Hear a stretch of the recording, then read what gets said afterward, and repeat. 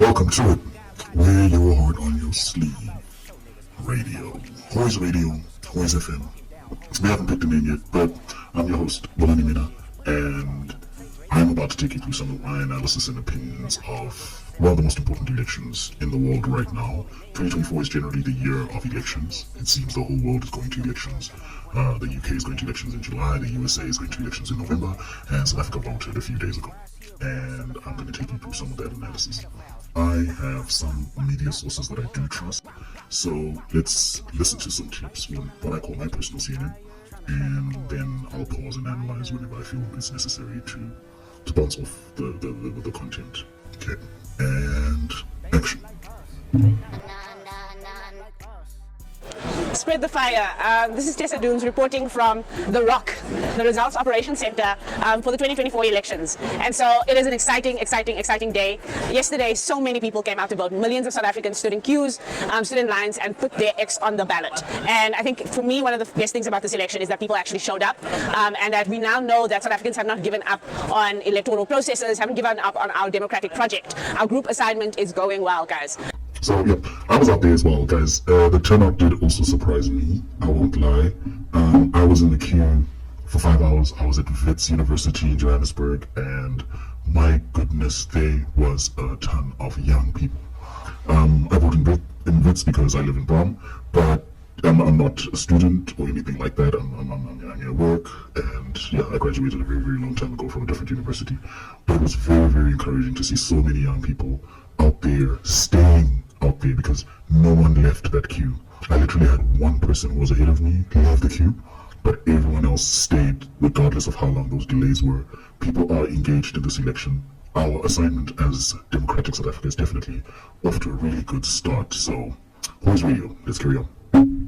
And despite all of the challenges that we've seen with the IEC, I think it is important for us to just take cognizance of the fact that we as a country, we as voters have shown up, and that when the votes do come through, they do reflect many of our aspirations, if not all of ours. And how do we interpret the results? So I just wanted to do a quick snapshot on how to really look at the results, understand the results, how for us to not panic before it's time to panic. So the first thing I want to say about the results is that there's no simple result in this election right now. What we're looking for really is, that one number, who got 50% or 60%, and that's not how this election is going to work. So as we remember, we've had 3 ballots in this election. 2 of those ballots are to fill up seats in the National Assembly, the national ballot and the regional ballot.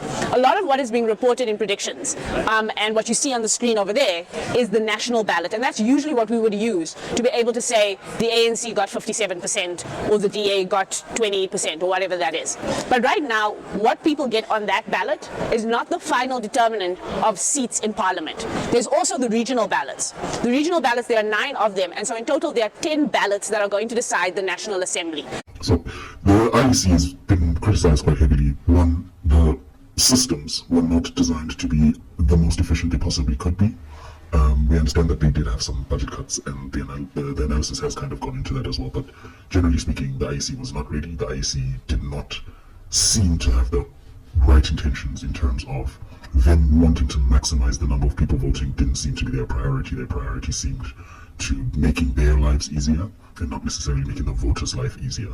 And then also touching on what Tessa Dooms was about to explain is voter education was so lacking for this election.